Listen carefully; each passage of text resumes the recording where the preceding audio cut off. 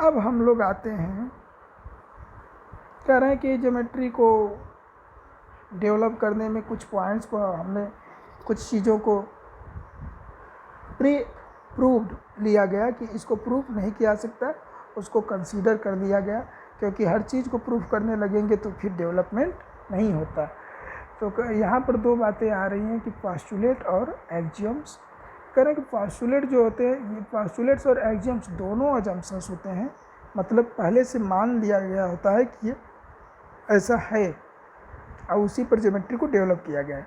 तो करें पोस्टुलेट किसको कहेंगे और एक्सियम्स किसको कहेंगे? तो करें पोस्टुलेट्स स्पेसिफिकली या मेनली किससे रिलेटेड होते हैं? पोस्टुलेट से रिलेटेड होते हैं ज्योमेट्री से, और एक्सियम्स वो ज़रूरी नहीं कि वो ज्योमेट्री से ही रिलेटेड हो। एक्सियम्स भी ज्योमेट्री से रिलेटेड हो सकते हैं, लेकिन सारे एक्सियम्स ज्योमेट्री से रिलेटेड हो ये ज़रूरी नहीं है। लेकिन पोस्टुलेट्स एक्सियम से डेफिनेटली जनरली रिलेटेड होते हैं। तो आगे इसमें कह रहे हैं कि starting with the definitions, Euclid assumed certain properties, कुछ प्रॉपर्टीज को उन्होंने अज्यूम किया which were not to be prove, जिनको प्रूव नहीं किया जाना था। These assumptions are actually obvious universal truths. ये जो अजम्पशंस उन्होंने लिए वो हर जगह यूनिवर्सल ट्रूथ्स थे, कहीं भी जाइए कभी भी देखेंगे वो वैसे ही रहेंगे, जो आज हैं वही कल रहेंगे, जो कल थे वो आज हैं, बदलेंगे नहीं। एक कंट्री से दूसरे कंट्री में भी वही रहेगा, चेंज नहीं होगा।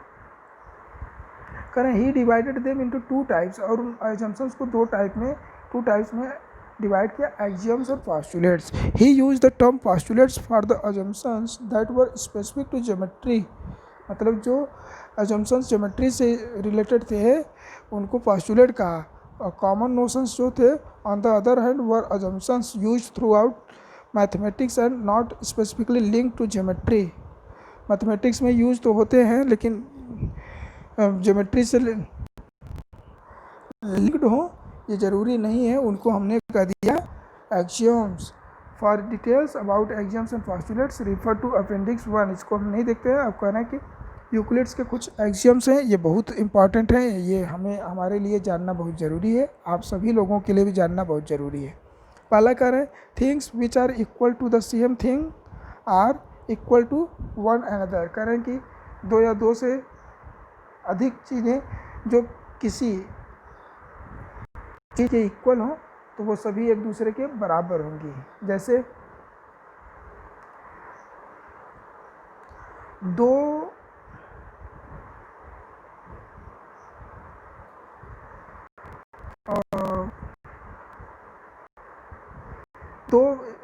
स्टूडेंट्स हैं, उनकी हाइट, राम की height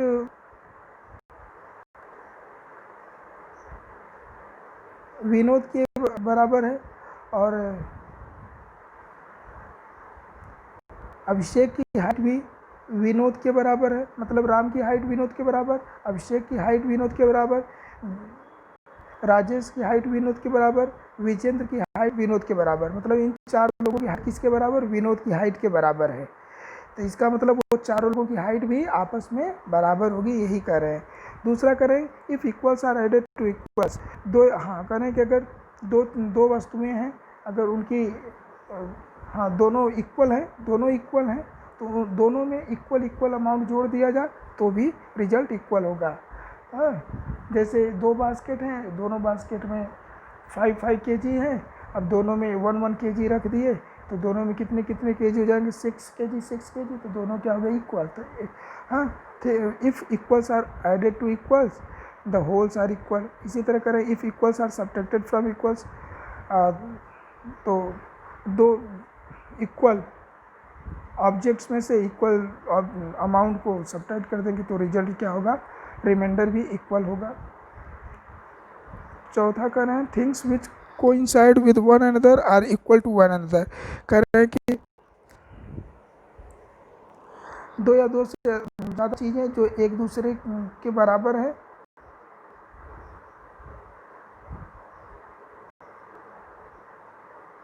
things which coincide with one another, एक दूसरे की कोइंसाइड कर रहे हैं, मतलब एक दूसरे पे बिल्कुल लाई कर रहे हैं, तो क्या होंगी वे?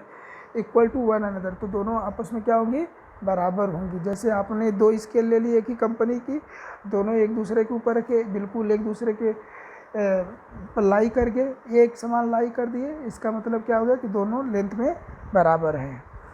फिफ्थ करें, the whole is greater than the part. Obvious है, 10 रुपये है, उसमें से 3 रुपये निकाल लिए तो 3 रुपये 10 रुपये क्या होगा, 3 रुपये से बड़ा होगा। तो करें the whole is greater than the part.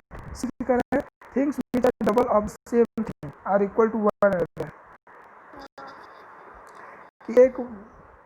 एक वस्तु है उसकी डबल दो जगह रख दिया जाए, दो जगह हमारे पास 10 रुपये, इसका डबल दूसरी एक जगह रख दिया गया 20, 10 का ही डबल दूसरी जगह रख दिया 20, तो 10 का ही डबल दोनों जगह रखा है, इसका मतलब दोनों क्या होंगे, आपस में बराबर होंगे। यही कह रहे हैं। सेवंथ करें, things which are halves of the same thing are equal one other. कह रहे हैं कि अगर दो या दो से अधिक, दो से ज़्यादा ऑब्जेक्ट्स किसी तीसरी ऑब्जेक्ट का हाफ है तो वो आपस में क्या होंगे, बराबर। मतलब कि 10 का half, things which are halves of the same thing है।